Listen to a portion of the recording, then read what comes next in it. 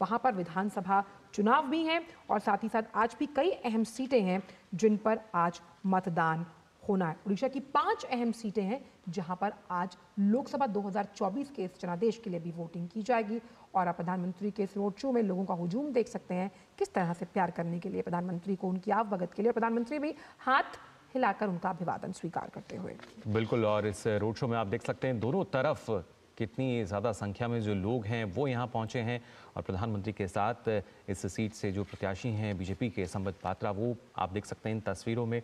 लगातार हम देखते हैं जब प्रधानमंत्री का रोड शो होता है कितनी ज़्यादा संख्या में जो लोग हैं वो पहुंचते हैं आंचल। किसी भी राज्य की बात की जाए और ओडिशा के जब पुरी की हम बात करते हैं, अपने आप में काफ़ी महत्वपूर्ण स्थान ये, और इससे पहले भी हमने देखा है कि किस तरीके से 4 धामों में इसका नाम आता है। और आप देख सकते हैं कि बहुत अहम सीटें हैं 5, जहां आज लोकसभा के लिए वोटिंग होनी है। सुंदरगढ़ सीट, जुएल ओराम मौजूदा सांसद हैं, यहाँ खड़े हैं, और दिलीप तिर्के जिन्हें टिकट दिया है बीजेडी ने, वो उनके खिलाफ चुनावी ताल ठोकते हुए। तो आज का मुकाबला बेहद दिलचस्प और ये रोड शो उससे ज़्यादा रोमांचक। और हमारे साथ इस अहम रोड शो पर बात करने के लिए हमारे वरिष्ठ जो सहयोगी हैं, सलाहकार संपादक विनोद मिश्रा जी जुड़े हुए हैं। विनोद जी, जब हम पुरी की बात करते हैं तो 4 धामों में पुरी का नाम आता है। उस लिहाज से आज का ये रोड शो, जिस तरह से ये हुजूम यहाँ पर हम देख रहे हैं पब्लिक का, कहीं ना कहीं हम ये मान सकते हैं एक बदलाव का अंदेशा।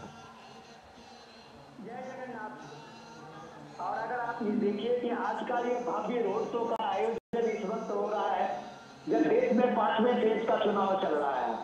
और इस चुनाव से पहले प्रधानमंत्री मोदी ने जिस तरह से रिकॉर्ड वोटिंग का आज लोगों से अपील की है कि आप जहां भी वोट कर रहे हो रिकॉर्ड नंबर से वोट करें, लोग घरों से निकले और लोकतंत्र के इस महाउत्सव में अपना योगदान दें। तो आप ये कह सकते हैं कि एक तरह से प्रधानमंत्री का ये रोड शो, ये भव्य रोड शो जब आप जगन्नाथपुरी में देखते हैं और जब देखते हैं जगन्नाथ धाम के साथ में पीएम मोदी का ये सुबह सुबह आज समुद्र से निकली हुई पहली किरण जब जगन्नाथ मंदिर की उस शोभा में बढ़ाती हुई और उसमें प्रधानमंत्री मोदी के रोड शो को निहारती हुई जब किरणें निकलती है, तो आप कह सकते हैं कि लोकतंत्र में इससे ज्यादा भव्यता का दृश्य कोई हो नहीं सकता जी। सबसे सुंदर खूबसूरत चीज तो ये है कि एक तो जगन्नाथ धाम, जिसमें आजल बता रही थी कि ये 4 जो महत्वपूर्ण तीर्थ स्थानों में भारत का एक महत्वपूर्ण स्थान है। तो आप कह सकते हैं कि वहां अगर मोदी सुबह सुबह के इस यात्रा में है और उस यात्रा में जहाँ से यात्रा ही पूरे विश्व का एक सबसे बड़ा आकर्षण का केंद्र होता है, तो आप कह सकते हैं कि लोकतंत्र में आज सुबह सुबह की ये छवि जो है वो एक ऐतिहासिक है। और ये ऐतिहासिक दिन भी है जब ये 5वें फेज का ये चुनाव होने वाला है और लोकतंत्र इस महाउत्सव को देख रहे होंगे तो उन्हें लग रहा होगा कि आज उनकी जनभागीदारी जो है वो भी एक सुनिश्चित करना उनका एक कर्तव्य होता है। अच्छा जी बिल्कुल विनोद, ना सिर्फ जो भागीदारी सुनिश्चित करने की अगर बात की जाए और ख़ासतौर से अगर देखा जाए इस रोड शो की हम बात करें तो आप देख सकते हैं जगन्नाथपुरी, यहाँ पर ना सिर्फ लगातार जो श्रद्धालु हैं वो तो पहुँचते हैं, लेकिन आज जिस तरह की भीड़ यहाँ नज़र आ रही है, अंदाज़ा आप उससे लगा सकते हैं जो लोग हैं वो यहाँ पहुँचे हैं प्रधानमंत्री को देखने के लिए।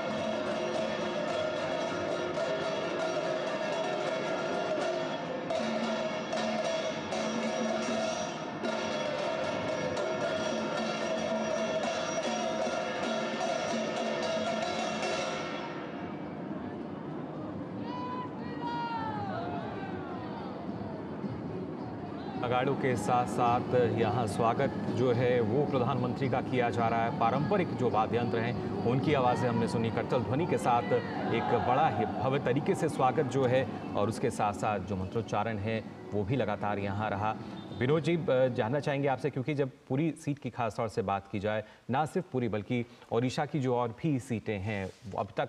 माना जा रहा है कि इस बार काफ़ी बदलाव जो है राजनीतिक रूप से उसमें देखने को मिलेगा। और अक्सर हमने देखा है जहाँ जहाँ प्रधानमंत्री का रोड शो रहा है वहाँ से ना सिर्फ जो वोटिंग प्रतिशत है, जो मतदाता हैं वो तो जागरूक होते ही हैं, लेकिन जो बदलाव की बयार है कहीं ना कहीं इस रोड शो के साथ मिलते हुए नजर आती है। डेफिनेटली बहुत बढ़िया सवाल किया है आपने। प्राइम मिनिस्टर मोदी का ये रोड शो जो है, कम से कम आप इस बात के हम लोग गवाह हैं और साक्षी है, जब लोकतंत्र में जब हम बात करते हैं कि लोगों के साथ एक सीधा संवाद। विनोद जी, आपसे दोबारा संपर्क साधेंगे, आपकी आवाज़ हम तक नहीं पहुंच रही है, लेकिन आपने बहुत बेहतरीन तरीके से, जितना हम समझ पाए, वो ये कह रहे हैं कि क्योंकि वो खुद वहाँ पर साक्षी हैं, तो वो ये महसूस कर पा रहे हैं कि जिस तरह से लोगों का प्यार प्रधानमंत्री को मिल रहा है, और ख़ास तौर पर जिस पूरी जगन्नाथ धाम की हम बात कर रहे हैं, यहाँ पर आप हुजूम देखकर समझ सकते हो। और इस बार अगर हमने देखा मुकुल, तो ख़ास तौर पर कई चुनावी जनसभाएं यहाँ पर प्रधानमंत्री की हुई हैं, और उस लिहाज से बीजेडी की अगर बात की जाए तो उसे घेरने की कोशिश भी की गई कई मुद्दों पर, जिसमें सबसे अहम अगर बात की जाए तो ओडिशा अस्मिता जो था बनाम, ये बहुत अहम मुद्दा रहा है इस लोकसभा चुनाव 2024 को लेकर। बिल्कुल आंचल, लेकिन खासतौर से इस रोड शो की बात की जाए, हमने देखा कैसे जो महिलाएं हैं वो आगे चल रही थी, यहाँ पे नेतृत्व कर रही हैं इस रोड शो का, और साथ ही साथ जो लोग हैं ना सिर्फ दोनों तरफ सड़कों के छोर पे नजर आए, बल्कि जो इमारतें हैं आसपास उनकी छतों पर भी नजर आए, हाथ हिलाकर प्रधानमंत्री का वो स्वागत कर रहे थे। प्रधानमंत्री ने भी हाथ हिलाकर उनका अभिवादन स्वीकार किया। ये तस्वीरें अपने आप में काफ़ी कुछ बयां करती हैं, किस तरीके से प्रधानमंत्री जहां भी पहुंचते हैं नई ऊर्जा का संचार करते हैं, और उसी ऊर्जा से लबरेज जो उत्साह है वो पूरी तरीके से चरम पर नजर आता है। बिल्कुल, और आप देख सकते हैं हर आयु वर्ग का व्यक्ति यहाँ प्रधानमंत्री को एक जन सेवक, प्रधान सेवक के तौर पर देख रहा है, जिसका जिक्र प्रधानमंत्री ने हर चुनावी जनसभा में किया है। और आप देख सकते हैं कि यहाँ पर भी चाहे बच्चे हैं, बुजुर्ग हैं, और जिस आधी आबादी की हम बात कर रहे हैं, जो पूरी उम्मीद की जा रही है कि इस बार का हमेशा से वैसे तो अहम वोट बैंक रहा है, लेकिन आधी आबादी की जो मुखर आवाज़, जिसमें लगातार प्रधानमंत्री ने कहा कि जब हम विकास की बात करते हैं उसकी अगुवाई महिलाएं करती हुई नजर आए, और यही आत्मनिर्भर भारत की वो सशक्त तस्वीर है जिसको हम यहाँ भी देख पा रहे हैं। पारंपरिक वेशभूषा में यहाँ पर लोग मौजूद हैं, मंत्रोच्चारण के साथ इस रोड शो में आपने ध्वनि के साथ सुना, करतल ध्वनि के साथ सुना कि किस तरह से लोग जब जानते हैं कि आज काफ़ी अहम दिन है दो लिहाज से, क्योंकि विधानसभा चुनाव भी हैं उड़ीसा में, क्या वहाँ पर बदलाव होता है नहीं, इसका फैसला भी जनता को करना है, और लोकसभा 2024 की जब हम बात करते हैं चुनावों की, तो आज 5 अहम सीटें हैं जहां वोट डाले जाएंगे, जिसमें बारगढ़, सुंदरगढ़, बुलंगीर, कंधमाल और अस्का शामिल हैं। जी बिल्कुल, इन सीटों पर जो मतदान है वो जारी है, लेकिन इसके साथ साथ जो सीटें बचती हैं वहाँ पर भी जो मुकाबला है दिलचस्प देखने को मिलेगा। और खासतौर से इस रोड शो की अगर हम बात करें, जैसा आपने कहा कि जो लोग हैं पारंपरिक वेशभूषा में, और उसके साथ साथ जो वहाँ की लोक संस्कृति है उसकी भी झलक इस रोड शो में हमें यहाँ देखने को मिली, क्योंकि भगवान जगन्नाथ की भी अगर हम बात करें तो अलग अलग तरह की जो कहानियाँ हैं वो प्रचलित हैं उनके बारे में। और ख़ासतौर से ये कहा जाता है कि जब तक भगवान जगन्नाथ नहीं चाहते वहाँ पर कुछ नहीं होता। विनोद जी, अगर देखा जाए तो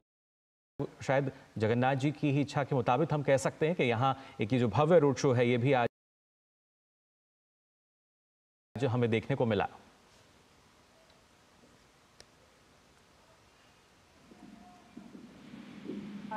जी, तो ये हम कह सकते हैं कि संबित पात्रा का पिछला चुनाव भी जो था मात्र 11,000 वोट से संबित पात्रा यहाँ चुनाव हारे थे जी। और ये चुनाव संबित पात्रा के लिए वही चुनाव है जो कभी अमेठी में स्मृति ईरानी का रहा होगा। हमें याद करना चाहिए कि संबित पात्रा चुनाव हारने के बाद एक दिन भी उसके बाद उन्होंने विश्राम नहीं लिया और लगातार पूरी में काम करते रहे जी। तो ये एक इम्पोर्टेंट चीज है कि जनता आपको स्वीकार करती है या अस्वीकार करती है, लेकिन अगर वो उम्मीदवार जनता के चलिए, अजय हमारे साथ मौजूद हैं, अजय मिश्र हमारे सहयोगी। अजय, अगर बात की जाए बीजेडी की, तो एक बहुत बयान जो चर्चा में रहा वो ये था एक्सपायरी डेट को लेकर, जिसका जिक्र प्रधानमंत्री ने किया, जहां ओडिशा की अस्मिता को लेकर प्रधानमंत्री ने कई चुनावी जनसभाओं में सवाल उठाए हैं। अगर हम एंटी इनकम्बेंसी की बात करें, क्योंकि आप ग्राउंड पर मौजूद हैं, इस रोड शो में, कितना बड़ा फैक्टर मानते हैं आप इसे? देखिए आंचल, पूरे देश में जो इस वक्त चुनाव चल रहे हैं उसमें ओडिशा में होने वाला चुनाव शायद सबसे दिलचस्प चुनाव है। बिल्कुल। ऐसा मैं इसलिए कह रहा हूं क्योंकि बीजेपी बीजेडी जिनके प्रोनाउंसिएशन में भी बहुत ज्यादा अंतर दिखता नहीं है, बहुत सारे एनालिस्ट ये मानते हैं कि बीजेपी और बीजेडी में भले ही आपको इस चुनाव में प्रतिद्वंदिता दिख रही हो, लेकिन बीजेडी कई मुद्दों पर बीजेपी का समर्थन करती आई है, पूरे 10 साल समर्थन करती आई है। और आपने एक भी बयान बीजेडी का ऐसा नहीं देखा होगा जो कि बीजेपी की नीतियों के खिलाफ हो। लेकिन जिस तरह से प्रधानमंत्री ने एक टीवी इंटरव्यू में ये कहा था कि ये उनके चुनाव की मजबूरी होती है कि जब भी उनको इलेक्शन फाइट करना होता है तो उनको राज्य में जाकर के राज्य के मुख्यमंत्री के खिलाफ बोलना पड़ता है। जी। तो मजबूरी है, पॉलिटिकल मजबूरी है, क्योंकि उनको प्रतिद्वंदिता में उतरना पड़ा है। ऐसा वो नहीं चाहते हैं। और ये सवाल था वन नेशन वन इलेक्शन को लेकर के कि क्या देश में वन नेशन वन इलेक्शन पे जोर देना चाहिए। आप देखिए इस वक्त उड़ीसा में आज जब 20 मई है तो 5 लोकसभा सीटों के लिए और 35 विधानसभा सीटों के लिए एक साथ चुनाव हो रहे हैं। ये मुद्दा देश के लिए बहुत इंपॉर्टेंट है। साथ ही साथ देश के विकास के लिए ये जरूरी है ये चुनाव विधानसभा के लोकसभा के एक साथ हों। और उसके बाद जिस तरह से प्रधानमंत्री चाहते हैं, उनकी मंशा यह है कि सारे मुख्यमंत्री मिलकर के प्रधानमंत्री के साथ मिलकर के अगले 5 साल केवल और केवल विकास की बात करें। आप देखिए ये जो आप रोड शो देख रहे हैं, ये एक तरह से बीजेपी के पक्ष में माहौल बनाने का तो कार्यक्रम है ही है। जगन्नाथ भगवान को लेकर के जो आस्था है प्रधानमंत्री मोदी की, वो तो स्पष्ट दिख ही रहा है। और आज केवल प्रधानमंत्री मोदी ही नहीं, राउरकेला में आप देखिए गृह मंत्री हैं हेमा मालिनी जी बीजेपी के पक्ष में समर्थन बना रही हैं। अश्विनी वैष्णव जो कि बहुत तेज तर्राक लीडर माने जाते हैं, रेलवे को लेकर के बहुत बड़ा काम किया है, वो भी बीजेपी के पक्ष में समर्थन बनाते हुए नजर आ रहे हैं। तो अपने लिए बीजेपी फाइट कर रही है। और ये भी कहा जाता है कि बीजेडी का जो भी लॉस है, बीजू जनता दल का जो भी लॉस होगा वो बीजेपी का ही गेन है, क्योंकि जमीन पर कहीं दूसरे दल कांग्रेस या दूसरे विपक्षी दल बिल्कुल नजर नहीं आते हैं। और ये भी बहुत सारे लोग मान रहे हैं कि अगर मान लीजिए इस वक्त तो भले ही आपको एक दूसरे के खिलाफ लड़ते हुए दिखाई दे रहे हो बीजेपी और बीजेडी, लेकिन केंद्र में आप दोनों को एक दूसरे का सहयोगी मानकर। लेकिन अजय, क्या मान सकते हैं 2014 और 2019 में जिस ग्रास रूट लेवल पॉलिटिक्स की हम लगातार बात कर रहे हैं, उसको मजबूत जनाधार इस बार आप 2024 में देखते हुए नजर आ रहा है? क्योंकि लगातार अगर बात की जाए कि बीजेडी ने कई मुद्दों पर हालांकि केंद्र में सपोर्ट किया है भाजपा की अगर बात करें, लेकिन लंबा समय है और क्या जो वहां की जनता है वो बदलाव की एक्सपेक्टेशन के साथ है? देखिए प्रधानमंत्री नरेंद्र मोदी के आप बयानों को बहुत ही बारीकी से समझिए। और जब उन्होंने ये कहा कि हम विकसित भारत की ओर अपने कदम बढ़ा रहे हैं और हमने 2047 तक का रोड मैप बना लिया है, तो 2047 के रोड मैप में जो सबसे बड़े स्तंभ है विकसित भारत के मुकुल और आंचल, वो ईस्टर्न इंडिया का विकास है। क्योंकि वेस्ट इंडिया का विकास हो चुका है, जिसमें तमिलनाडु गुजरात जैसे बड़े राज्य शामिल हैं जो $1 ट्रिलियन की ओर जा रहे हैं। लेकिन उड़ीसा, पश्चिम बंगाल, बिहार, उत्तर प्रदेश, मध्य प्रदेश जैसे ऐसे राज्य जो कि पूर्वी इलाके में है भारत के, उनका आसाम ये सब लेकर के उनका विकास नहीं हो पाया जब तक वो विकास की धारा में शामिल। यानी विकास के जो मुद्दे हैं वो तो काफी अहम है ही अजय। लेकिन विनोद जी, आपसे भी जानना चाहूंगा, ना सिर्फ विकास का जो मुद्दा है उस पर तो शायद एक सहमति जो है वो नजर आ सकती है बीजेपी बीजेडी में, लेकिन जिस तरीके से अब क्योंकि चुनावी समर चल रहा है, इस चुनावी मैदान में प्रतिद्वंदिता जो है वो जाहिर तौर पर हमें देखने को मिल रही है, और खासतौर से इस रोड शो का जो असर है वो किस तरीके से देखते हैं आप? देखिए, ये रोड शो के साथ में अगर हम थोड़ी सी उड़ीसा की सियासत की बात करें तो सबसे इम्पोर्टेंट चीज ये है कि इस पूरे के आपने देखिए लोकसभा और विधानसभा के चुनाव यहाँ साथ हो रहे हैं। और उस चुनाव में वहाँ बीजेपी वर्सेस बीजेडी है। कांग्रेस एक तरह से आप कह सकते हैं कि इस पूरे मैदान से बाहर है। आप ये पिछले 1-1.5 महीने में देखिए तो प्राइम मिनिस्टर मोदी ने 11 रैलियां की हैं उड़ीसा के अलग अलग कंस्टिट्यूंसी पे, अलग अलग जगह पे। और जब प्राइम मिनिस्टर इस कॉन्फिडेंस से बताते हैं कि 10 जून को हम आपको अपने नए चीफ मिनिस्टर के लिए शपथ ग्रहण समारोह के लिए आमंत्रित करते हैं, तो जाहिर सी बात है ये बीजेपी का कॉन्फिडेंस है। और कॉन्फिडेंस इसलिए है कि आप पिछले 2019 का इलेक्शन आप ये देखिए तो ये बीजेपी वर्सेस बीजेडी के उस चुनाव में बीजेडी से बीजेपी मात्र 4% के उसके परसेंटेज में उसकी कमी थी और सिर्फ 4% के स्विंग से विधानसभा चुनाव में बीजेडी ने 111 सीटें ली थी, जबकि बीजेपी दूसरे नंबर पे 23 सीटें पे आई थी। लेकिन एमपी के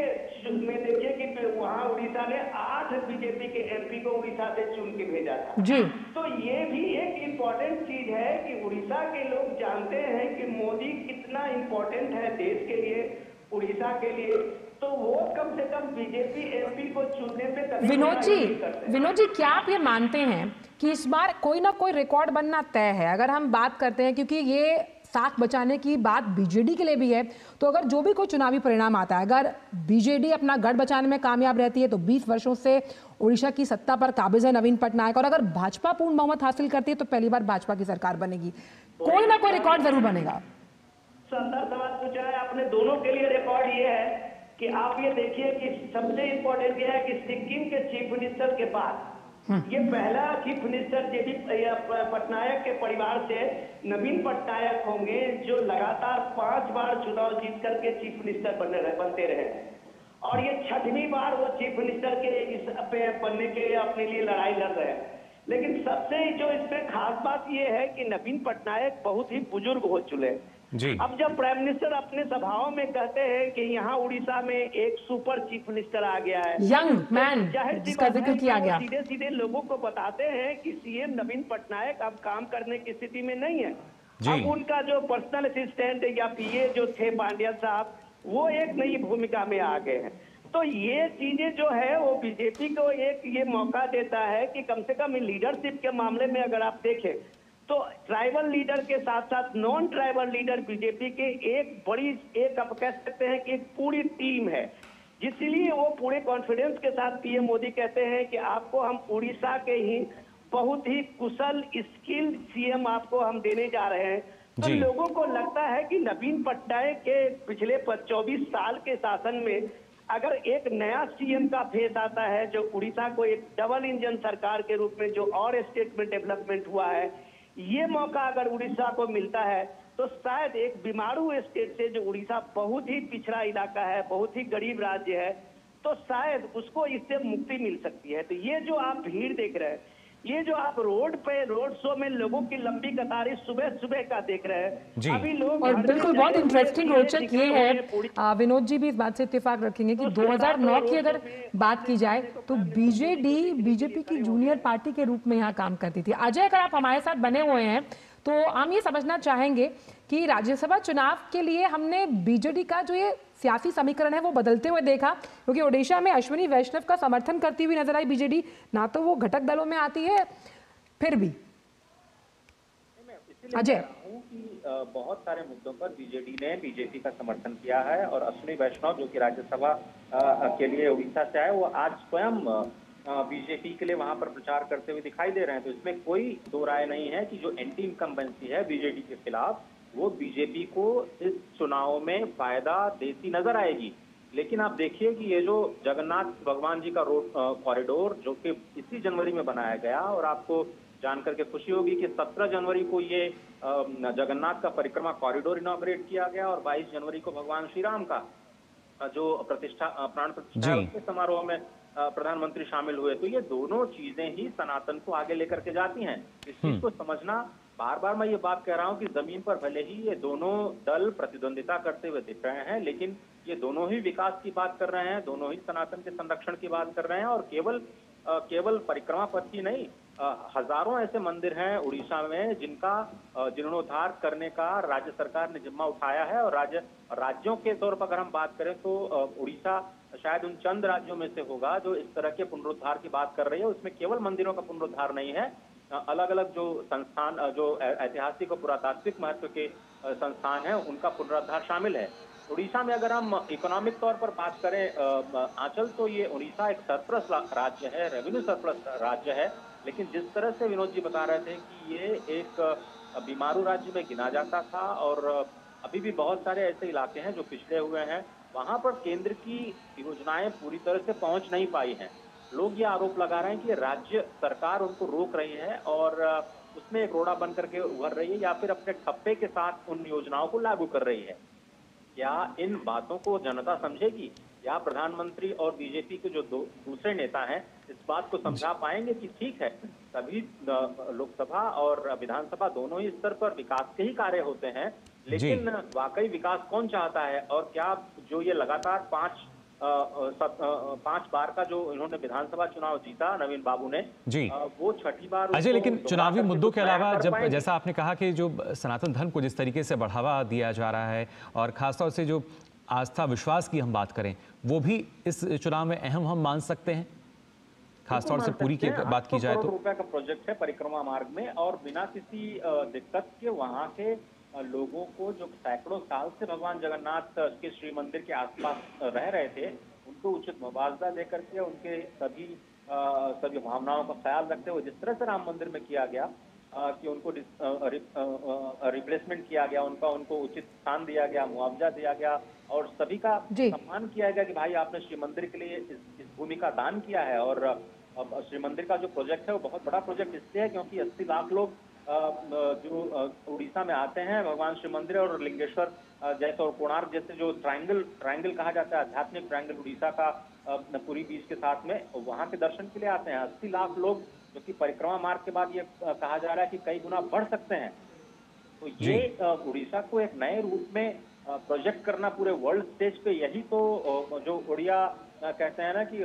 उड़िया गौरव के लिए बहुत जरूरी है। अजय, बिल्कुल आपने सही बोला, लेकिन इस पर एक टेक हम विनोद जी का। विनोद जी, जब हम बात कर रहे हैं कि इस पर कड़ी चुनौती देती हुई बीजेपी नजर आ रही है बीजेडी को, यहाँ पर आधी आबादी या फिर महिलाओं का अगर हम जिक्र करें, जिसमें 70 लाख महिलाएं हैं उड़ीसा में और करीबन 6 लाख से ज्यादा जो सेल्फ हेल्प ग्रुप्स यानी स्वयं सहायता समूह से जुड़ी हुई हैं, और इसी कड़ी में शक्ति वंदन कार्यक्रम के जरिए बीजेपी की नजर इन वोटर्स को साधने की भी रहेगी।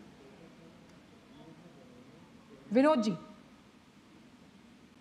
आगे बढ़ाता हूं कि उड़ीसा का यूनिकनेस को आप ये समझिए कि जब यहाँ पे पूर्वोत्तर भारत में खास करके बिहार, यूपी में आप जिस तरह से जातिगत राजनीति का बोलबाला देखते हैं, उसके साथ में अगर आप उड़ीसा को देखें तो ये आपको एक कमाल का एक उड़ीसा का रहा है लोगों की अपनी एक लोकतंत्र के प्रति, कि लोगों ने यहाँ जात पात और ये कास्ट कॉम्बिनेशन को कभी नहीं माना है। आप उम्मीद कर सकते हैं इस राजनीति को, भारत के लोकतंत्र को, कि वहाँ पटनायक समाज के लोग अगर आप कहें तो कास्ट इक्वेशन में सबसे कम संख्या में आते हैं। लेकिन आप ये देखिए, नवीन पटनायक अगर 24 साल से लगातार सीएम है तो ये माना जाएगा कि उनकी अपनी एक क्रेडिबिलिटी है, उनका एक वेलफेयर स्कीम जो है उसको लोगों ने सराहा है। रही बात जो बीजेपी के साथ में जो उनका अपना एक कंटेस्ट है,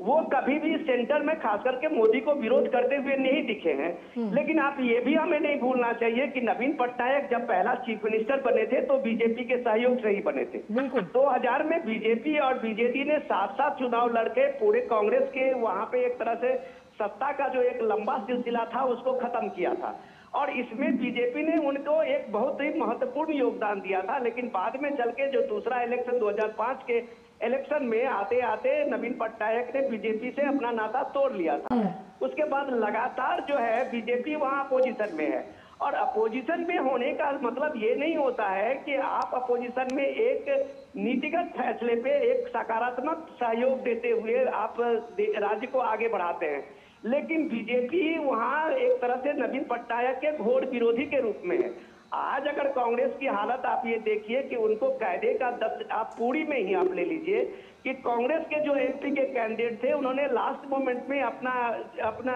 ये नॉमिनेशन वापस ले लिया था। तो 3-4 ऐसे जगह आप देखें, जैसे आप इंदौर का देखें, जैसे आप सूरत का देखें, उसी तरह से पूरी भी नाम आया था उस पे कि कैंडिडेट ने यह आरोप लगा के कांग्रेस के नेतृत्व पे यह आरोप लगाया था कि इतना लचर व्यवस्था कांग्रेस की है, जो एक सीट नहीं कोई जीत सकता, तो मैं अपना उम्मीदवारी वापस ले देती हूँ। मेरे पास इतने पैसे नहीं है, और पुरी के कैंडिडेट ने अपना कैंडिडेचर वापस ले लिया था। तो कमोबेश ये स्थिति जो कांग्रेस ने वहां बनाई है, तो एक तरह से तो विनोद जी हम क्या ये मान सकते हैं? अब ये लड़ाई, एक मिनट में पूरी कर दूं, ये लड़ाई जो है अब सीधे सीधे बीजेपी और बीजेडी में है, और बीजेपी और बीजेडी में जो ये राइवलरी है वो सीधे सीधे असेंबली के साथ साथ लोकसभा के चुनाव में ज्यादा से ज्यादा नंबर्स के लिए है। बिल्कुल, इसमें अभी कोई दोस्ती नहीं है, ये सीधे लड़ाई है। और जी बिल्कुल, ये सामने क्योंकि में चुनावी बीजेपी मैदान और में जब बीजेडी अपने प्रतिद्वंदी होते हैं। बहुत अहम बात की, और इसका इसी पर एक टेक आपका ये भी विनोद जी आप बेहतर बता पाएंगे राजनीतिक समझ के लिहाज से कि इंडी गठबंधन से जो दूरी दिखाई है बीजेडी ने, इसका सियासी मतलब क्या यही है कि वो बीजेपी को कोई एक मौका नहीं देना चाहते कि उनके खिलाफ माहौल बनाया जाए उड़ीसा में? आप ये जरूर कह सकते हैं कि नवीन पटनायक का ये लास्ट अपना एक टेन्योर का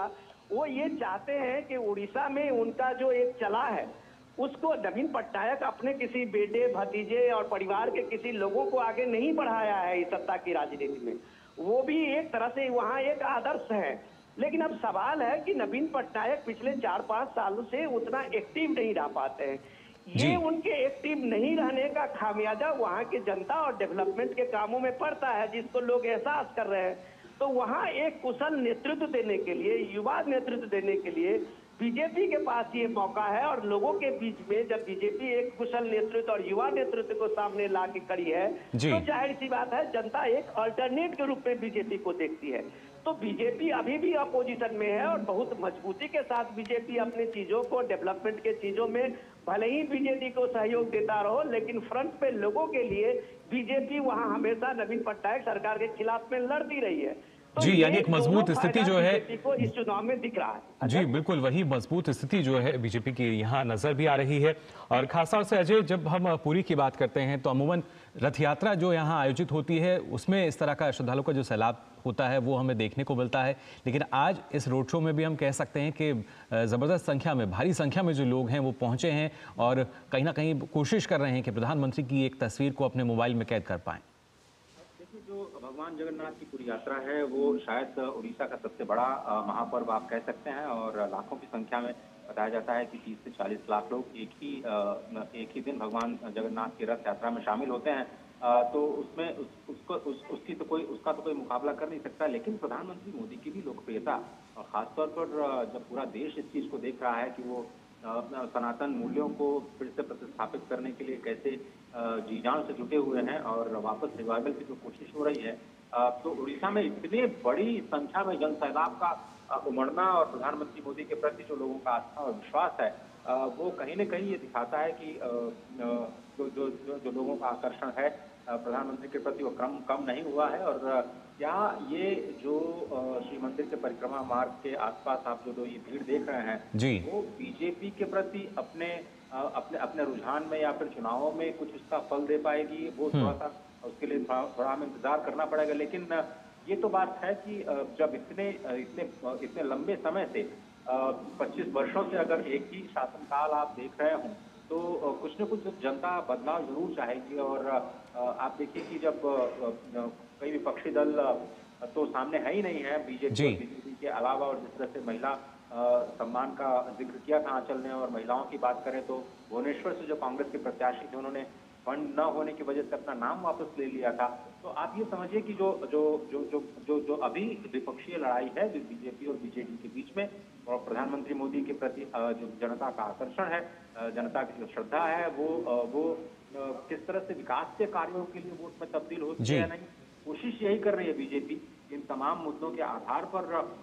जनता को कन्विंस करने का प्रयास किया जाए। ये सारे विकास के कार्य जारी रखेंगे, लेकिन आप हमारा भी मॉडल तो एक बार देख लीजिए। जी बिल्कुल अजय, लेकिन जब आर्थिक विकास की हम बात करते हैं, जैसा आपने बताया कि जो कॉरिडोर है उसका निर्माण किया गया, कहीं ना कहीं जो एक किसी भी राज्य की जब अर्थव्यवस्था को हम देखते हैं या कैसे वहाँ मुनाफा हो रहा है, पर्यटन के लिहाज से काफ़ी महत्वपूर्ण हो जाता है, और धार्मिक पर्यटन को बढ़ावा देने की भी जो कोशिशें हैं वो लगातार हम देख सकते हैं उस लिहाज से कितना महत्वपूर्ण। और ये चुनौती बहुत अहम है क्योंकि विकास बनाम विकास है। हमने देखा कि किस तरह से जो जीरो टॉलरेंस नीति, जब आपदा प्रबंधन की हम बात करते हैं नवीन पटनायक सरकार की, और जिस तरह से प्रधानमंत्री का भी अपना कार्यकाल रहा है केंद्र की राजनीति में जीरो टॉलरेंस लेकर कई मुद्दों पर, तो यहाँ पर ये भी बहुत अहम है कि विकास बनाम विकास बहुत अहम मुद्दा है। देखिए, ये बिल्कुल सही कह रहे हैं आप, चाहे वो उड़ीसा में साइक्लोन प्रभावित इलाकों का रिस्टोरेशन हो, डिजास्टर मैनेजमेंट की बात हो, या फिर विकास की धारा को उन इलाकों तक पहुंचाने की जो अभी तक हाशिए पे पड़े हुए हैं, जो मुख्य धारा में शामिल नहीं हो पा रहे हैं, जिसमें कालाहांडी, कांधमाल जैसे ऐसे इलाके शामिल हैं जहां पर बड़ी संख्या में जनजातियां रहती हैं। तो कैसे विकास की कहानी को आप आराम-ओ-खास तक पहुंचाएं, यही राज्य और केंद्र के स्तर पर नीतियों के केंद्र में रहता है। लेकिन जिस तरह से अगर हम उड़ीसा के आर्थिक केंद्रों की बात करें तो उसमें धार्मिक पर्यटन, मुकुल कह रहे थे कि बहुत ही इंपॉर्टेंट है, जो कई गुना बढ़ने की संभावना है आने वाले दिनों में। साथ ही साथ जो वहाँ का रॉ मटेरियल है, जिसके लिए वो जाना जाता है उड़ीसा, वहाँ के रॉ मटेरियल को आप कैसे वहाँ के विकास के लिए इस्तेमाल कर सकते हैं, और उड़ीसा के वो काम आ सकता है कि नहीं, या फिर उसके लिए कुछ अलग से प्रबंधन या फिर प्रयोग करने की जरूरत है। तो केवल नीतियों को लागू करने की बात है कि कौन बेहतर ढंग से जनता के हित में लागू कर पाता है, और शायद यही एक आधार होता है जिस पर जनता अपने नेतृत्व को चुनती है। तो क्या बीजेडी की नीतियों का एक विकल्प के तौर पर बीजेपी की जो क्रियान्वयन की नीति है पूरे देश में जो देखा है, आउटकम के तौर पर जिस तरह से प्रधानमंत्री फोकस करते हैं, 100% सैचुरेशन पर फोकस करते हैं, बिना किसी भेदभाव के नीतियों को लागू करने की बात पर फोकस करते हैं, क्या इन राष्ट्रीय मुद्दों को लोकसभा के चुनाव में वहां की जनता प्राथमिकता देगी, ये देखने वाली बात होगी। पर इसमें कोई संदेह नहीं है कि 800 करोड़ रुपए का जो परिक्रमा मार्ग बनाया गया है, अब इसका असर वहां के पर्यटन पर पड़ेगा, वहां के अर्थव्यवस्था पर जरूर पड़ेगा और सकारात्मक पड़ेगा। और कैसे इसको और ज्यादा गति दी जाए, यही बीजेपी और बीजेडी दोनों की कोशिश होगी। कि भगवान जगन्नाथ को तो बिल्कुल अलग किया ही नहीं जा सकता उड़ीसा की राजनीति और उड़ीसा के आर्थिक परिदृश्य से, लेकिन कैसे उसको बेहतर किया जाए जनता के हित में, यही दोनों पक्षों की कोशिश होगी जनता को समझाने की। बिल्कुल, और जो खासतौर से राजनीतिक परिदृश्य की हम बात कर रहे हैं विनोद जी, नीतियां और उसके साथ साथ निर्णय, इन दोनों के साथ हम मान सकते हैं एक तरीके से विकास का आधार इनको माना जा सकता है। और ओडिशा में बीजेपी की तरफ से कोशिश यही है कि इसी विकास को और गति दे सकें। देखिए, मैं अजय की बात को आगे बढ़ाता हूँ। ये पुरी जो है, आप ये सोचिए कि ये जैसे कहा जाता है कि उड़ीसा की आत्मा जो है वो जगन्नाथ धाम को लेके पुरी में है। और जब प्रधान मिनिस्टर मोदी ने अभी 2-4 इलेक्शन रैली में इस बात को उठाया था, वहाँ स्वर्ण भंडार की चाबी गुम के बारे में, तो वो एक बड़ा सा लोगों के बीच में एक चर्चा का विषय बना है कि नवीन पटनायक के दौर में उड़ीसा के सबसे जब आत्मा जगन्नाथ जी हैं, जगन्नाथ धाम है, और वहाँ उनका जो स्वर्ण भंडार है उसकी चाबी गुम हो गई है। एडमिनिस्ट्रेशन को बाद में ये कहना पड़ा कि हमें एक डुप्लीकेट चाबी मिली है। तो अब ये सवाल तो उठने लगा है कि यहाँ जो सनातन की जो एक सबसे प्रसिद्ध केंद्र को, अगर ये राज्य सरकार एक सुरक्षित और एक तरह से लोगों का की जो आस्था का एक ये प्रतिबिंब बनता हुआ जगन्नाथ का ये धाम है, वहाँ अगर आप उसके भंडार की चाबी गुम हो जाती है तो इसका मतलब कहीं ना कहीं वहाँ स्टेट गवर्नमेंट की एक कैपेसिटी है, और इस बात को लोग चर्चा करने लगे हैं। ये एक मुद्दा वहाँ पे बनते हुए दिख रहा है। जब बात वो कह रहे थे अजय कॉरिडोर की, तो आप ये देखिए कि ये जो सांस्कृतिक वैभव का जो ये दौर शुरू हुआ है पिछले 10 वर्षों में मोदी के दौर में, तो देश के अलग अलग जो सांस्कृतिक केंद्र हैं, जो धार्मिक स्थान है, जो माना जाता है कि भारत की एकता के सूत्र जो है वो इसी धार्मिक और इसी जो महत्वपूर्ण भारत की सांस्कृतिक केंद्र है उसी के जरिए है। लेकिन पता नहीं आजादी के बाद इसका कभी कोई विकास नहीं हुआ, और एक तरह से ये सारे धार्मिक केंद्र जो आस्था के केंद्र थे, चाहे वो शंकराचार्य के चारों मठों हो या फिर उड़ीसा के ये जगन्नाथ धाम के वो सारे तीर्थ स्थल हो, वो एक या बनारस का काशी कॉरिडोर को, काशी विश्वनाथ जी का मंदिर हो, अयोध्या के रामलला के प्राण प्रतिष्ठा के बाद ही दुनिया के सतह पे उसे जान पाया हो। तो ये सारी चीजें जो एक उद्भव देखते हैं, जिसको आप कहते हैं कि विकास के साथ विरासत के साथ विकास, तो विरासत संभालने का जो ये 10 साल का फेज है, वो प्राइम मिनिस्टर मोदी को जब आप पूरी देखते हैं तो लोगों को एक बड़ा एक विश्वास जगता है अपने लीडर के प्रति। आप ये सोच सकते हैं कि 10 लाख से ज्यादा लोग एक रथ यात्रा में, यहाँ 20 से 25 लाख लोग दुनिया के विदेशी से, प्रवासी से लेके और विदेशी पर्यटक जिस शहर में आते हो, उस शहर की पूरी इकोनॉमी एक धार्मिक केंद्र को लेके है, उड़ीसा जगन्नाथ जी को लेके है, जगन्नाथ धाम को लेके है। और उसकी भव्यता अगर सरकारों ने सक्सेसिव जितनी भी गवर्नमेंट है उसने नहीं की है, तो वो एक सेकुलरिज्म के कारण वो उनकी बेईमानी नहीं है, वो सीधे सीधे एक सनातन के प्रति उनकी एक उदासीनता रही है, और ये उदासीनता राज्य की जो इकोनॉमी है उसको सबसे ज्यादा डैमेज किया है। तो जब ये कह रहे थे पूरी कॉरिडोर जो बनने की बात अजय कह रहे थे, मुझे याद है कि जैसे ही रामलला विराजमान के प्राण प्रतिष्ठा की वहां जबरदस्त अयोध्या में तैयारी शुरू हुई थी, तो उड़ीसा के लोगों, खासकर के पुरी के लोगों को भी ललक बढ़ी थी कि जगन्नाथ धाम जो है वो भी पूरे दुनिया में उसी तरह के आकर्षण है, इसका भी डेवलपमेंट होनी चाहिए। तो वो कॉरिडोर बनना शुरू हुआ, वहां राज्य सरकारों की भी एक भूमिका थी उसमें, लेकिन वो एक तरह से एक अयोध्या का पुनर्निर्माण के साथ में ही पुरी का वो पुनर्निर्माण का काम शुरू हुआ था। तो ये लोगों ने देखा है, महसूस किया है कि भारत के ये जो सांस्कृतिक धरोहर है, ये मोदी के इस दौर में 10 साल के दौर में उड़िया गौरव या फिर उड़िया अस्मिता की जब हम बात कर रहे हैं तो वो अहम मुद्दा हो सकता है। लेकिन मैं आपसे एक ही चीज समझना चाहूंगी कि जब हम विरोधी वोट बैंक की बात करते हैं, खास तौर पर लगातार कोशिश ये की जा रही है, अगर हम उड़ीसा की बात करें तो किस तरह से ये अगर विरोधी जो वोट बैंक है अगर ये बीजेपी और कांग्रेस में बंटता है, उसका सीधा फायदा बीजेडी को होता हुआ नजर आएगा। इसके बारे में क्या कहेंगे आप?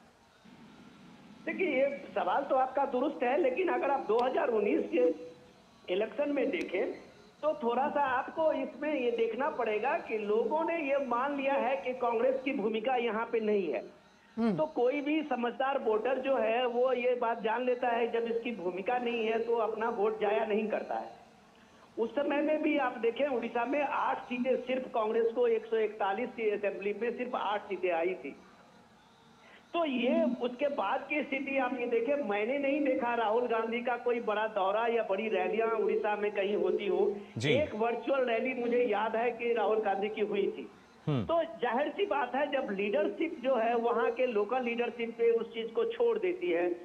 फिर उसको लगता है कि भाई जो करना है आप करिए, तो सही बात है कि लोगों में वो कनेक्ट नहीं हो पाता है। आज जब प्राइम मिनिस्टर मोदी की ये रैली देख रहे हैं, ये किलोमीटर दूर चलते हुए लोगों का वो काफिला देख रहे हैं, तो ये जाहिर सी बात है कि लोगों की एक आस्था मोदी के साथ सीधे कनेक्ट हो रहा है। बिल्कुल, हर जगह सीधा संपर्क जो है, जुड़ाव है मोदी से है। जी, प्रधानमंत्री का सीधा जुड़ाव हम देख पाते हैं जनता से। शैलेंद्र मिश्रा भी हमारे संवाददाता जो हैं वो हमारे साथ जुड़ गए हैं। शैलेंद्र, अगर पूरी खासतौर से बात की जाए, संबित पात्रा जिन्हें पहले हार का सामना करना पड़ा था, लेकिन उसके बावजूद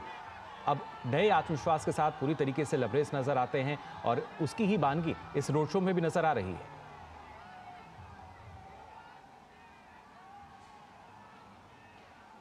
शैलेंद्र, आपको आवाज आ रही है हमारी?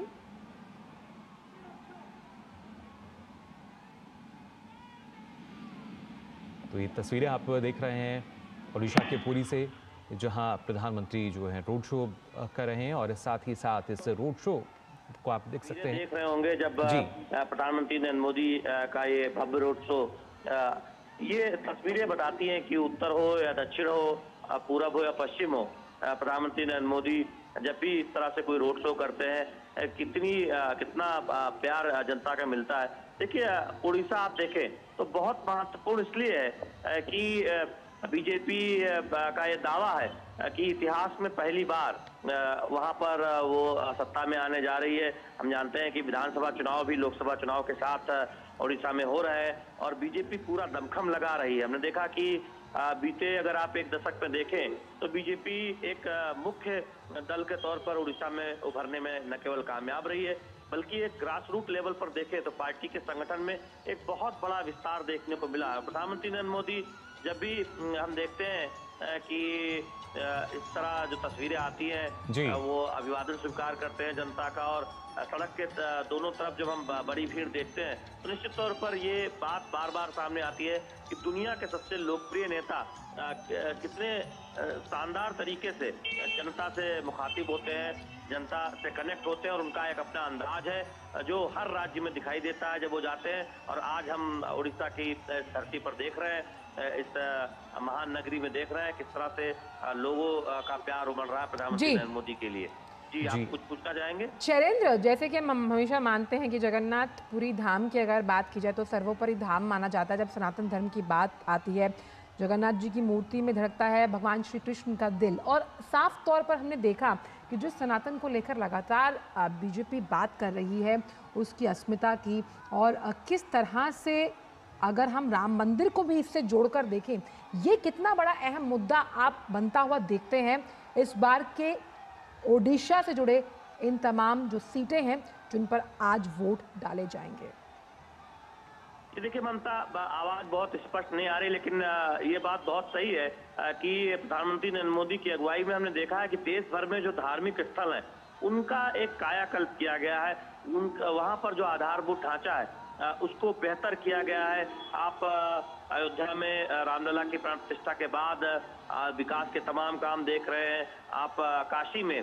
जब हमने देखा कि ये काशी विश्वनाथ कॉरिडोर का जो निर्माण हुआ, उज्जैन महाकाल, वहां पर ही हमने देखा कि किस तरह से विकास कार्य हुए। आप जगन्नाथ धाम में देख रहे हैं। तो निश्चित तौर पर ये बखूबी समझती है मोदी सरकार की किस तरह से धार्मिक पर्यटन के जरिए उस क्षेत्र का कायाकल्प किया जा सकता है, विकास के रास्ते पर बहुत तेजी से आगे बढ़ा सकता है। क्योंकि पर्यटन एक ऐसा क्षेत्र है जहां पर हम देखते हैं कि सबसे कम निवेश से, सबसे कम प्रयास से अधिकतम नतीजा मिलता है। अगर आप रोजगार के मोर्चे पर कहें या उस इलाके में विकास की गतिविधियों की बात करें, तो हमने देखा है कि दुनिया के सबसे बड़े पर्यटन, धार्मिक पर्यटन नगरी के तौर पर एक तरफ अयोध्या उभर रहा है, वहीं दूसरी तरफ उड़ीसा में पुरी हो, वो हम देख रहे हैं कि वहां पर भी पहले के मुकाबले अब ज्यादा संख्या में, बड़ी संख्या में धार्मिक श्रद्धालु पहुंच रहे हैं। तो ये दिखाता है कि इस बात को बहुत अच्छी तरीके से प्रधानमंत्री नरेंद्र मोदी समझते हैं कि जो हमारी विरासत है उसको संजोने के साथ उसको मजबूत करने का काम करने से लोगों को फायदा भी होगा और बड़ी संख्या में रोजगार के अवसर भी आएंगे। तो निश्चित तौर पर तस्वीरें ये बताती हैं। जी, आप कुछ पूछना चाह रहे हैं? बिल्कुल, जाहिर तौर पर ये तस्वीरें बहुत कुछ अपने में बताती हैं। अजय, आपसे भी जानना चाहेंगे, इस रोड शो के दौरान हमने देखा अलग अलग जो झांकियां हैं वो भी नजर आ रही हैं, कृष्ण सुदामा भी नजर आए, तो योग का अभ्यास भी करते हुए जो युवा हैं वो नजर आए, और इतनी भीड़ में भी जो प्रधानमंत्री हैं उन लोगों से कनेक्ट करते हैं, जुड़ाव करते हैं, उनका जाहिर तौर पर जो मनोबल है वो काफी बढ़ाते हैं।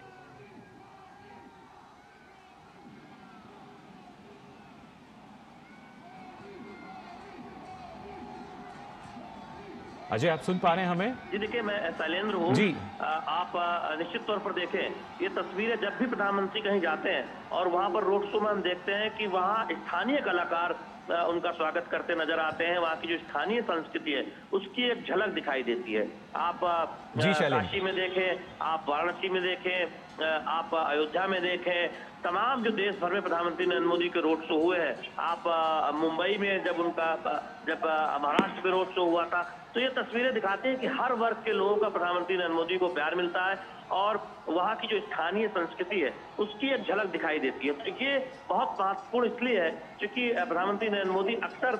इस बात का जिक्र अपने दौरों में करते हैं कि किस तरह से स्थानीय स्तर पर जो कलाकार है उनको आगे बढ़ाते हुए कैसे अपनी स्थानीय पहचान को मजबूत करते हुए विकास की तरफ आगे बढ़ा जाना है। और यही वजह है कि आप उत्तर हो या दक्षिण हो, तमिलनाडु हो या उत्तर प्रदेश हो, प्रधानमंत्री नरेंद्र मोदी के दौरे में हम ऐसा देखते हैं और यहाँ भी आप ये तस्वीरें ये बयां कर रही हैं। इसलिए भी आप देखें कि उड़ीसा बीजेपी के रणनीति के लिहाज से महत्वपूर्ण हो जाता है कि हम जानते हैं कि बीजेपी पहली बार इतनी मजबूती से यहाँ पर सरकार बनाने के लिए, सत्ता में आने के लिए चुनाव लड़ रही है। तो कोई घोर कसर हमने देखा कि बीजेपी के कार्यकर्ता ने छोड़ी नहीं है। और एक तरह से देखें कि पार्टी को लगता है कि उड़ीसा से बहुत शानदार नतीजे भारतीय जनता पार्टी के होंगे। तो आज प्रधानमंत्री नरेंद्र मोदी यहाँ पर जो रोड शो कर रहे हैं, ये तस्वीरें निश्चित बीजेपी के जो कार्यकर्ता है, नेता है, उनको एक संतोष दे रही होंगी, खासकर उड़ीसा से जुड़े जो नेता है। इस भव्यता को देखकर विनोद जी, एक सवाल मैं आपसे ये जानना चाहूंगी कि बीजेपी ने 2019 में जो लोकसभा के चुनाव हुए थे उसमें अपने प्रदर्शन से कहीं ना कहीं नवीन पटनायक को भी चौंकाया था, जब देखा गया तकरीबन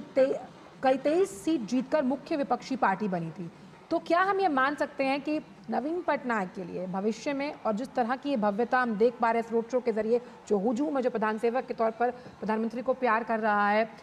बीजेपी बड़ी चुनौती है? अगर मुझे पहले अगर आप इजाजत दे तो आज का जो दिन है मैं थोड़ा सा उसके बारे में जिक्र करूं कि ये देखिए, लोकतंत्र के इस उत्सव में आज 5वें फेज का चुनाव होने जा रहा है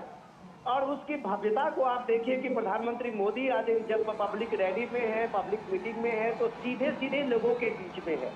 तो ये एक लोकतंत्र की भव्यता में एक आप कह सकते हैं कि एक खूबसूरती ही पेश करता है कि आपके जनता के नेता हैं, जनता के जो ये नेतृत्व जो देने वाले लोग हैं, वो अगर जनता के बीच में देखते हैं, लोगों को मोटिवेट करते हैं, इस लोकतंत्र के प्रति लोगों की आस्था को बढ़ाते हैं, तो आप कह सकते हैं कि भारत के लिए इससे बेहतर सुखद पल कुछ हो नहीं सकता। और जब इस बात को कहते हैं कि और कल से आप देखते होंगे कि लोग ईवीएम से सवाल उठाने लगते हैं, तो उन्हें कम से कम ये झांकी देखनी चाहिए, उन्हें यहाँ का एक दृश्य देखनी चाहिए जिसके एक रोड शो में, एक सुबह के रोड शो में अगर लाखों लोग पहुंचते हैं, ये जो जन समर्थन है और ये जन समर्थन किसी नेता को जननायक बनाता है, तो वो उसकी कंपैरिजन के लिए जब आप ईवीएम चुनने लगते हैं, इलेक्शन कमीशन पे दोष देने लगते हैं, तो ये सारी चीजें जब आप करते हैं तो लोगों को मजाक लगता है। लोगों को मजाक इसलिए लगता है कि जब आप देखिए कि किस तरह से एक प्राइम मिनिस्टर मोदी का ये लगातार जो रोड शो है, पूरे देश के अलग अलग हिस्से में आप देखेंगे, कम से कम प्राइम मिनिस्टर मोदी ये 5वें फेज तक अभी तक 90 से ज्यादा रैलियां की है और आप कह सकते हैं कि लगभग कम से कम 20 से ज्यादा उन्होंने रोड शो किया है। देश के अलग अलग हिस्से में कन्याकुमारी से लेकर पुरी तक आज देख रहे हैं। पिछले दिनों भुवनेश्वर का भी हमने रोड शो देखा। 4-5 किलोमीटर का ये लंबा चलता हुआ काफिला और उस काफिले के साथ पे लाखों भीड़। देखिए महिलाएं किस तरह से एक एक पल को अपने कैमरे में उतार लेने के लिए, उसे ऐतिहासिक बनाने के लिए खड़ी है। तो ये आकर्षण जब इस नेतृत्व का होता है, ये भी हमें नहीं भूलना चाहिए कि दुनिया के लोकतंत्र में भारत ऐसा पहला लोकतंत्र है जिसके प्रधानमंत्री तीसरी बार के लिए जन समर्थन मांगने के लिए रोड शो में है। और लोगों की जो ये भीड़ देखते हैं, तब आप कह सकते हैं कि कोई भी दुनिया की नैरेटिव आप लोगों की जन समर्थन के आगे फीकी पड़ जाती है। जब आप जिस तरह के नैरेटिव विपक्ष की तरफ से लोकतंत्र बचाओ कहते हैं, संविधान खतरे में कहते हैं, तो कम से कम उन्हें इस रोड शो की इस भव्यता तो मान सकते हैं विनोद जी कि इस रोड शो के जरिए जो मत प्रतिशत है, आप क्योंकि राजनीतिक गलियारों में खूब खबर रखते हैं, वो मत प्रतिशत जिसको बढ़ाने के लिए लगातार बीजेपी कोशिश कर रही है, इस रोड शो के जरिए साफ तौर पर असर पड़ता हुआ नजर आएगा। बहुत सही बात आपने कही है कि आप अगर लोगों के साथ कनेक्ट करते हैं, लोगों का मोरल इस लोकतंत्र के साथ में जोड़ते हैं, लोगों की भागीदारी बढ़ाते हैं अपने जन कार्यकलापों में, अपने शासन व्यवस्थाओं में, तो जाहिर सी बात है ये अकाउंटेबिलिटी बनती है। प्राइम मिनिस्टर मोदी के ये 10 साल जो है वो सीधे सीधे आप कह सकते हैं कि पीपुल्स गवर्नेंस का एक रिफ्लेक्शन है, जिसमें लोगों को अपनी भागीदारी दिखी है। डेवलपमेंट से लेके आप हर पहलुओं में देखें तो वो उसी जगह को एड्रेस किया है। अभी शैलेंद्र बता रहे थे, मैं उस चीज को आगे बढ़ाऊं। सबसे ज्यादा जो एस्पिरेशनल डिस्ट्रिक्ट जो उड़ीसा में का अभी जो प्राइम मिनिस्टर मोदी का 119 एस्पिरेशनल डिस्ट्रिक्ट का उन्होंने नीति आयोग से ये किया था, उस पे 119 डिस्ट्रिक्ट में सबसे ज्यादा उड़ीसा का था। तो डायरेक्ट ही वहां के लोगों ने देखा है कि केंद्र की भूमिका ने वहां के कई जिलों को कम से कम गरीबी रेखा से लोगों को ऊपर करने में मदद की है। आज अगर देश के 25 करोड़ लोग गरीबी रेखा से ऊपर आए हैं, तो उसमें उड़ीसा के भी लाखों लोग हैं जिनको एक मुख्य धारा में आने का मौका मिला है। तो ये जब लोगों को लगता है, तब ये अभिवादन के लिए जो रोड पे आप दोनों साथ खड़े हुए लोग देखते हैं, उनको ये प्राइम मिनिस्टर मोदी के साथ में वो अपने आप को कनेक्ट करते हैं। और वो विकास के लिए एक वो अभिवादन है जो प्राइम मिनिस्टर मोदी ने लाखों लोगों को गरीबी रेखा से ऊपर किया है। आज लाखों लोगों को प्राइम मिनिस्टर मोदी का जन कल्याण कार्ड की सुविधाएं मिली है, जिससे उनके जीवन में परिवर्तन आया है। तो ये परिवर्तन ही, ये इस तरह की बात जब आप देखते हैं लोगों के जीवन में परिवर्तन, तो वो उसका एक तरह से आप कह सकते हैं कि एक अभिवादन आप प्राइम मिनिस्टर मोदी की इस रोड शो में देखते हैं। बिल्कुल, ये एक बड़ा बदलाव की जब हम बात करते हैं और उस परिवर्तन की अगर बात की जाए, उस परिवर्तन का आधार है विकास, जो कि इस चुनाव में एक अहम मुद्दा भी हमारे सबके सामने है। और जो जनता जनार्दन है वो भी यही चाहती है कि इसी मुद्दे पर जो चुनाव है वो होना चाहिए, जो विकास है वो होना चाहिए। और खासतौर से विनोद जी, क्योंकि लगातार प्रधानमंत्री कहते आए हैं, मतलब आप देखिए लोगों का हुजूम और एक गेम चेंजर जिस तरह से लगातार विनोद जी, अजय, शैलेंद्र मान रहे हैं कि जनता से ये जो एक कनेक्ट है वो गेम चेंजर साबित हो सकता है लोकसभा चुनावों के 2024 के जनादेश को लेकर। बिल्कुल, काफ़ी अहम, और जो क्योंकि अपने आप में जब हम बात कर रहे हैं जनादेश को लेकर, और जो जनता है वो ये अच्छे से जानती है कि जो उसका एक वोट है वो कितना कीमती है, और उसी वोट के लिए लगातार ना सिर्फ प्रधानमंत्री जो हैं, हमने देखा आज सुबह भी उन्होंने एक्स पर अपने संदेश में साझा किया कि लगातार आज जो 5वें चरण का मतदान हो रहा है उसमें बढ़ चढ़कर हिस्सा लें, और उसके साथ साथ जो विकास की जब हम बात कर रहे हैं उस विकास में भागीदार कैसे हो सकते हैं, क्योंकि सिर्फ एक इंसान जो है वो पूरी तरीके से विकास को लागू नहीं कर सकता। आमजन की भागीदारी और उसके साथ साथ जो राज्यों की भागीदारी की हम बात करते हैं, क्योंकि लगातार प्रधानमंत्री यही कहते हैं विनोद जी के जो राज्य हैं उनको भी हमें विकसित राह पर लाना है, और उसके बाद ही जो देश है वो विकसित हमारा हो सकता है। विकसित भारत का सपना तभी साकार हो सकता है। बिल्कुल, और सामंजस्य बिठाना बहुत। विनोद जी, आप हमारे साथ जुड़े हुए हैं अगर, तो एक सवाल मैं आपसे जानना चाहूंगी। विनोद जी, आपको आवाज आ रही है मेरी? जी जी आ रही है। विनोद जी, मैं ये जानना चाहती हूँ कि जब हम दोनों ये जो बड़े लीडर्स हैं, बात करते हैं प्रधानमंत्री की और साथ ही साथ नवीन पटनायक की, इनके अगर पर्सनालिटी को देखें तो जहाँ नवीन पटनायक मीडिया से दूरी बनाकर रखते हैं, चुपचाप अपना काम करते हैं, वहीं प्रधानमंत्री जिस तरह से काम करते हैं उनका अंदाजे बयां जो है वो बहुत अलहदा होता है। उस लिहाज से कई राज्यों में हमने देखा कि जनता के पास विकल्प ना होकर उन्हें पता होता है कि हमें किसे वोट करना है, लेकिन यहाँ पर दो मजबूत विकल्प मौजूद हैं, विकास बनाम विकास। उस लिहाज से आप जनता के मन को किस तरह से पढ़ पाते हैं? खास तौर पर सिरमौर माने जाते हैं जब हम राज्य की राजनीति की बात की जाती है नवीन पटनायक, और राष्ट्रीय राजनीति की जब हम बात करते हैं तो प्रधानमंत्री नरेंद्र मोदी। जी, बढ़िया सवाल। आचल देखिए, एक इम्पोर्टेंट आपको ये चीज समझना पड़ेगा, ये कोविड के दौर का, ये भारत के लोकतांत्रिक इतिहास के साथ साथ एक पॉलिटिकल जो सिस्टम है हमारा, उसके लिए भी एक तरह से आप कह सकते हैं कि आई ओपनर है। उस दौर में आप देखिए कि प्राइम मिनिस्टर मोदी जिस तरह से पूरे देश के चीफ मिनिस्टर के साथ एक इमरजेंसी मीटिंग के साथ में देश में कोविड के जो भी इंस्ट्रक्शंस है उसको लागू करवाने के साथ साथ जो वर्क है, काम है, लोगों के बीच में सहायता पहुंचाने से लेके वैक्सीनेशन तक का, तो वो दौर आप देखिए कि नवीन पटनायक और मोदी का बीच में जो हमेशा एक केमिस्ट्री रहा है उस चीजों के लिए, वो भी एक अद्भुत दौर हम लोगों ने देखा होगा। और वो अद्भुत दौर के साथ साथ प्राइम मिनिस्टर मोदी, ये जो उनका एक भाव रहा है राज्यों के साथ में, जब वो कहते हैं कि हम अपने इस फेडरलिज्म की बात जब वो कहते हैं और तो तब आप राज्यों के साथ मिलकर काम करते हैं, उसका बहुत फायदा उड़ीसा को मिला है, ये नवीन पटनायक भी जानते हैं। तो ये समझ जो है एक राजनीतिक नेतृत्व को, जो हमेशा एक चुनाव के मूड में नहीं होता है, हमेशा एक कन्फ्रंट की स्थिति में नहीं होता है, जब वो राज्य में सहयोग की बात करता है। चल, आप ही थोड़ी देर पहले हम लोग डिजास्टर मैनेजमेंट की बात कर रहे थे। जी। वो दौर था 10 साल पहले जब उड़ीसा में एक तूफान में कम से कम सैकड़ों लोगों की मौत होती थी, लाखों करोड़ों का संपत्ति नुकसान होता था। तूफान आज भी है, लेकिन आप वो रिहैबिलिटेशन और रेस्क्यू का वहां पे देखिए केंद्र के सहयोग से और एनडीआरएफ की वहां टीमों से। तो ये एक केमिस्ट्री होता है स्टेट और सेंटर का, भले ही वो अपोजिशन की पार्टी हो, लेकिन उड़ीसा में आज की तारीख में डिजास्टर मैनेजमेंट का 0 कैजुअलिटी का रेस्क्यू और रिहैबिलिटेशन, ये अपने आप में एक विश्व रिकॉर्ड है, और ये बिना केंद्र की मदद से, बिना दोनों के अच्छे ट्यूनिंग से संभव नहीं है। तो ये कॉपरेशन जो है वो एक अपनी जगह में उड़ीसा के लिए आप कह सकते हैं कि देश के मॉडल बना है। लेकिन अब सवाल है राजनीति में, देखिए परिवर्तन की बात जब आप कहते हैं तो उड़ीसा के लोगों से ये भाव आता है। पॉलिटिकल पार्टी जब वो कैच करते हैं इस तरह के स्लोगन को, तो जो 400 पार का पीएम मोदी का है, तो स्लोगन भी लोगों के बीच से आता है जब नेतृत्व उसको कैच करता है। तो वो कैच जो है उड़ीसा के परिवर्तन का, वो कैच पीएम मोदी और वहां के लीडरशिप ने, लोकल लीडरशिप ने देखा है, सुना है, क्योंकि उनको पता है कि नवीन पटनायक अब काम नहीं कर रहे हैं इफेक्टिवली, तो उनके जो पीए हैं वो ज्यादा भूमिका में हैं, उनके हर भूमिका में हैं, लोग ये देख रहे हैं। तो उनको एक लीडरशिप चाहिए, एक चेंज चाहिए,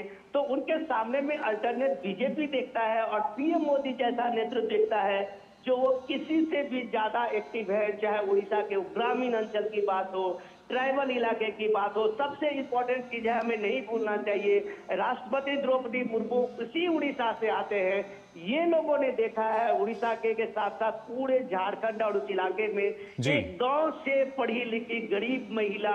और एक अभाव से ग्रस्त उसका जो संघर्ष है द्रौपदी मुर्मू की, विनोद जी, हम मान सकते हैं जो विकास है, वो एक राष्ट्रपति बनती है। तो ये भूमिका जब बीजेपी के नेतृत्व में और पीएम मोदी के साथ में देखते हैं, तब उन्हें लगता है कि सबका साथ, सबका विकास जो है वो सिर्फ एक नारा नहीं है, जी। वो पीएम मोदी का एक आदर्श है। जब वो राष्ट्रपति द्रौपदी मुर्मू को यानी विकास जो है देखते हैं। वो सीमित नहीं है, और जैसा आपने कहा कि सबका साथ सबका विकास, तो उसी को सार्थक करते हुए पुरजोर तरीके से। विरोध जी जी मैं वही कह रहा था जी। कि जब सामाजिक भागीदारी का और सामाजिक के ताने बाने को आप एक साथ लेके चलते